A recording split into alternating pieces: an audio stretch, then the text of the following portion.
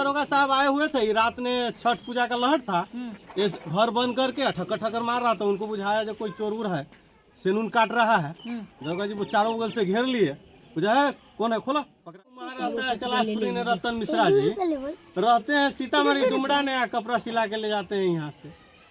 वो फौजी के उनके आदमी सब आता है यहाँ सिला करके ले, ऑलरेडी पूरा परिवार का कपड़ा इन्हीं से सिलाते हैं।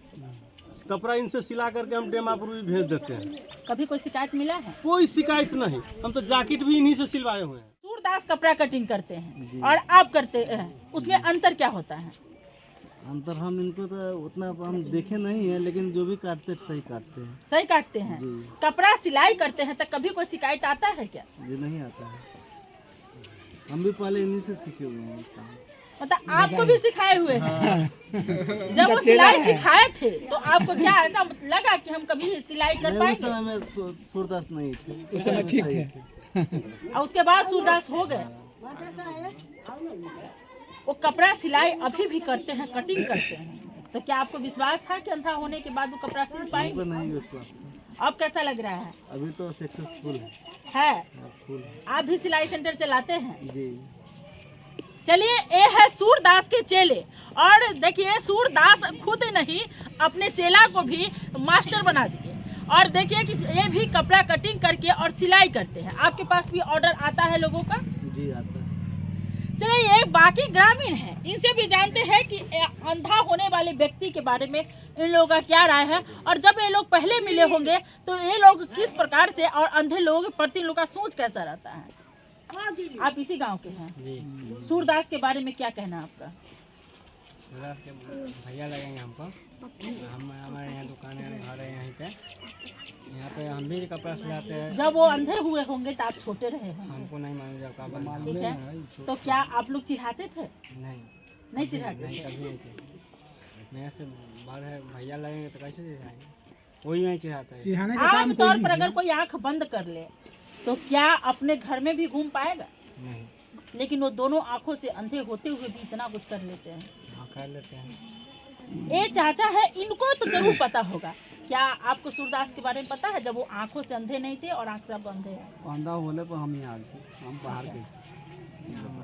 क्या आप लोग में आप जानते हैं? जी हम तो इनको खूब जानते हैं कि जिस दिन यहाँ जो मुखिया जी लोग मशीन बांटे तो पूरा भाषण मछा दक्षिणी का यही ट्रेनिंग दिए। जितना जो लेडीज आया सीखने के लिए लगभग 1000 मशीन मुखिया जी हमारे बांटे, तो सबको ये पंचायत भवन ने यही ट्रेनिंग दिया, यही मशीन कसे है।